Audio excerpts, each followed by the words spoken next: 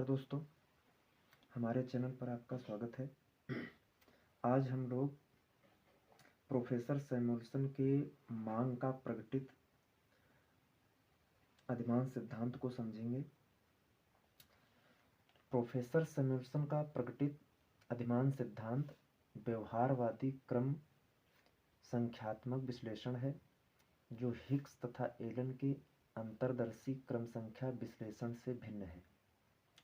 यह तर्कसंगत मांग के सिद्धांत का तीसरा मूल है। सबसे बड़ी बात है, हिग्स इसको सशक्त आदेश के अंतर्गत प्रत्यक्ष संगत परीक्षण कहता है। हिग्स ने जो अपना सिद्धांत दिया था उसको दुर्बल आदेश के आधार पर दिया था, और सैमुअल्सन के इस सिद्धांत को उन्होंने सशक्त आदेश माना है। ये सिद्धांत मार्केट में उपभोक्ता के अवलोकित व्यवहार के आधार पर दो वस्तुओं के संयोग के लिए उपभोक्ता के अधिमान का विश्लेषण करता है। मतलब है ये कि उपभोक्ता, मान लीजिए दो वस्तुएं हैं, वस्तु X है, वस्तु Y। उन दोनों वस्तुओं के कौन से बंडल को या किस जगह पर खरीदने के लिए अधिमान देगा, इसका ये विश्लेषण करता है। प्रोफेसर सैमुअल्सन का मांग सिद्धांत प्रकटित अधिमान उपकल्पना पर आधारित है, जो ये बताता है कि चुनाव अधिमान को प्रकट करता है। अगर कोई उपभोक्ता किसी जगह पर चुनाव कर रहा है, कोई बंडल को चुन रहा है X और Y के, तो इसका मतलब है कि वह अधिमान को प्रकट कर रहा है। एक उपभोक्ता दो वस्तुओं के संयोग को इसलिए खरीदेगा, उसमें पहला कारण ये हो सकता है कि या तो वह इसको किसी अन्य संयोग की अपेक्षा अधिक पसंद करता है। जो संयोग उसके पास हैं, दो वस्तुओं के विभिन्न संयोग, उन विभिन्न संयोगों में से वह किसी संयोग को, जिस भी संयोग को प्रेफर कर रहा है, अधिमान दे रहा है, उसको इसलिए पसंद कर रहा है, माफ़ कीजिए, इसलिए चुन रहा है। पहला कारण यह हो सकता है कि उस संयोग को अन्य की अपेक्षा अधिक पसंद करता हो, या फिर दूसरा है कि या यह दूसरे की अपेक्षा सस्ता हो। जो भी संयोग को उपभोक्ता अधिमान दे रहा है, इसका मतलब है वह संयोग दूसरे की अपेक्षा सस्ता हो सकता है, या दूसरे की अपेक्षा वह संयोग, चुना गया संयोग, उसको अधिक पसंद है। तो इसको हम लोग एक चित्र के माध्यम से देखते हैं। इस चित्र में जो LM रेखा है, ये उपभोक्ता की कीमत आय रेखा है। समांतर अक्ष पर वस्तु X है और अनुलंब अक्ष पर वस्तु Y है। इस कीमत आय रेखा पर ही यहाँ तक, इसके अंदर तक उपभोक्ता किसी भी संयोग को चुन सकता है। इसके अंदर तक कौन है? C, D, B, A, इसमें से चुन सकता है। अब मान लीजिए A, B, C, D, इन चारों में से वो A को अधिमान दे रहा है, A को चुनता है, A संयोग को चुनता है। तो A संयोग को चुनने का इसमें वही जो जैसा पीछे बताया कारण हो सकता है, या तो ये जितने संयोग हैं C, D, B, इनसे ये सस्ता है, इन संयोगों से A संयोग सस्ता है, या फिर अगर A महंगा है तो इसका मतलब है इनकी अपेक्षा C, B, C, D, इनकी अपेक्षा इसको उपभोक्ता अधिक पसंद करता है। इसका मतलब ये हुआ कि B, C, D की अपेक्षा A प्रकटित अधिमानित हुआ है, या इसको ये कह सकते हैं कि ए की अपेक्षा बी सी डी प्रकटित घटिया है, या तो ये कहो कि बी सी डी की अपेक्षा ए अधिमान हुआ है इसकी अपेक्षा, या इसकी अपेक्षा ये तीनों घटिया है, घटिया प्रकटित हुए हैं।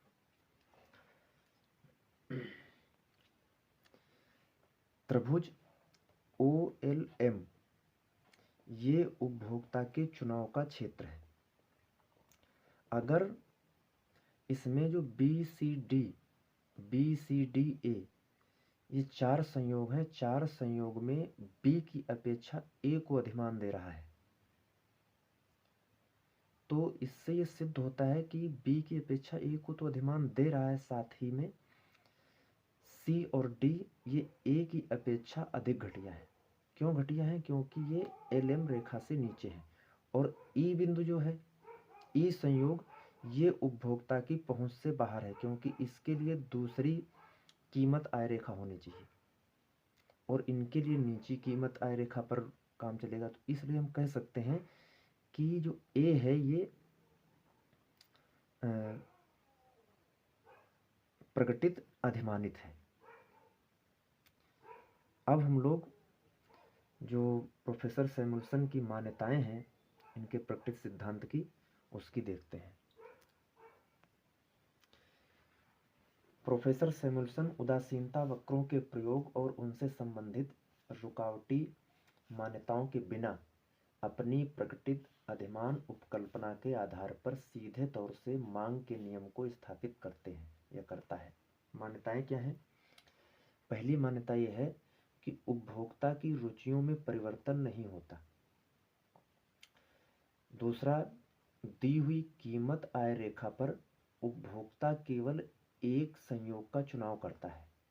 जैसे जो आप वो कीमत आय रेखा देख रहे थे, उसमें B और A उसी कीमत आय रेखा पर थी।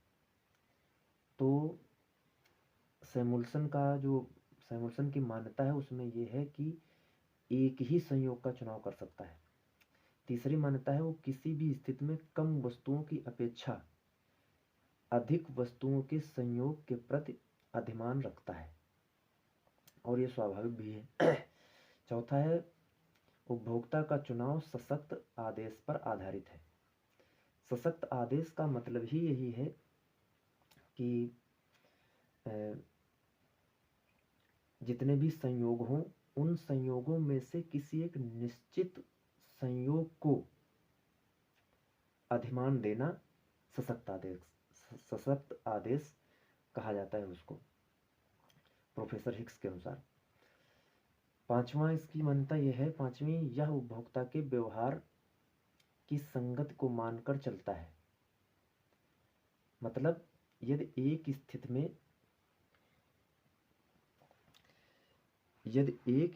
में यह B की अपेक्षा A को अधिमान देता है, तो किसी अन्य स्थिति में A की अपेक्षा B को अधिमान नहीं दे सकता। छठी मान्यता इसकी है कि यह सिद्धांत सकर्मकता की मान्यता पर आधारित है। सकर्मकता का मतलब ये होता है, जैसे वो जो चित्र आप देख रहे थे, उस चित्र में क्या था कि कीमत आय रेखा पर A और B बिंदु थे, उसके अंदर C और D। तो सकर्मकता का मतलब ये हुआ कि अगर मान लें कि B की अपेक्षा A अधिमानित है, B नीचे था बिंदु उस रेखा पर, A थोड़ा ऊपर था। अगर B की अपेक्षा A अधिमानित है, C और D अंदर की तरफ थे, और ये कह दिया जाए कि C की अपेक्षा B अधिमानित है, तो इसका मतलब हो जाएगा कि C की अपेक्षा A अधिमानित है। ये होता है सकर्मकता। और जो इनकी मान्यता है वो ये है कि मांग की आयलोच धनात्मक है।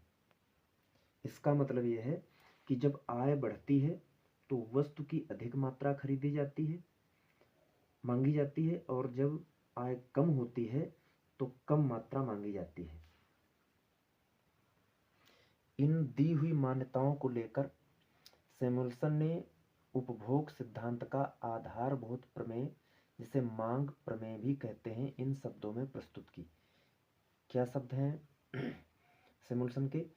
कोई वस्तु जो साधारण हो या मिश्रित, जिसकी मांग केवल मौद्रिक आय में वृद्धि होने पर बढ़ती है, निश्चय से उसकी मांग घट जाती है। माने निश्चय ही उसकी मांग घट जाएगी। कब?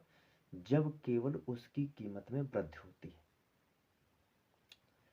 कोई वस्तु जिसकी मांग केवल मौद्रिक आय में वृद्धि होने पर बढ़ती है, सही बात है, निश्चय से उसकी मांग घट जाती है, निश्चय ही उसकी मांग घट जाती है। कब? जब केवल उसकी कीमत में वृद्धि होती है। तो इसका अर्थ क्या हुआ? इसका अर्थ ये हुआ कि जब मांग की आय लोच धनात्मक हो तो मांग की कीमत लोच ऋणात्मक होती है। इसे एक वस्तु की कीमत में वृद्धि और कमी दोनों से दर्शाया जा सकता है। ये इनका सिद्धांत है। इस सिद्धांत की श्रेष्ठता इसलिए है क्योंकि ये सिद्धांत ये मानता है कि जो उपभोक्ता है, ये सिद्धांत उपभोक्ता के मनोवैज्ञानिक पक्ष का वर्णन नहीं करता है। मतलब जो ऐसे कहें कि उपभोक्ता के व्यवहार के बारे में किसी मनोवैज्ञानिक अंतर्दशी सूचना का अध्ययन नहीं करता है, ये मार्केट के आधार पर चलता है। इसके साथ ही ये सिद्धांत उपयोगिता और जो उदासीनता वक्र थे, उन दोनों सिद्धांतों की निरंतरता की मान्यता से बचता है। अन्य भी कुछ इसकी श्रेष्ठताएं हैं। बाकी इसके दोष ये है कि जैसा प्रोफेसर हिक्स ने बताया है कि चूंकि ये सशक्त आदेश पर आधारित है, तो इसलिए मान सकना संभव नहीं है कि सब रेखागणित बिंदु जो त्रिभुज, जो भी त्रिभुज था OLM, उसके अंदर या ऊपर स्थित हों, प्रभावशाली विकल्पों को ही व्यक्त करें। अगला यह है कि सैमुअल्सन का जो आधारभूत प्रमेय है वो शर्तबंद है, सामान्य नहीं है। और इनका जो अधिमान सिद्धांत है, ये गिफिन के विरोधाभास का हल भी नहीं देता है। तो इस प्रकार काफी सारी इनकी आलोचनाएं भी होती हैं, माने दोष हैं। तो इसलिए हम ये कह सकते हैं कि ये हिक्स और एलन का जो उदासीनता विश्लेषण है उसमें ये सुधार नहीं है, क्योंकि ये स्थानापन्नता प्रभाव को आय प्रभाव से अलग नहीं कर सकता, गिफिन के विरोधाभास को छोड़ देता है, मार्केट मांग विश्लेषण का अध्ययन नहीं कर पाता है। फिर भी इतनी सब कमियों के बावजूद इस सिद्धांत को अच्छा ही माना जाता है और वास्तविक समझा जाता है। तो बहुत बहुत धन्यवाद।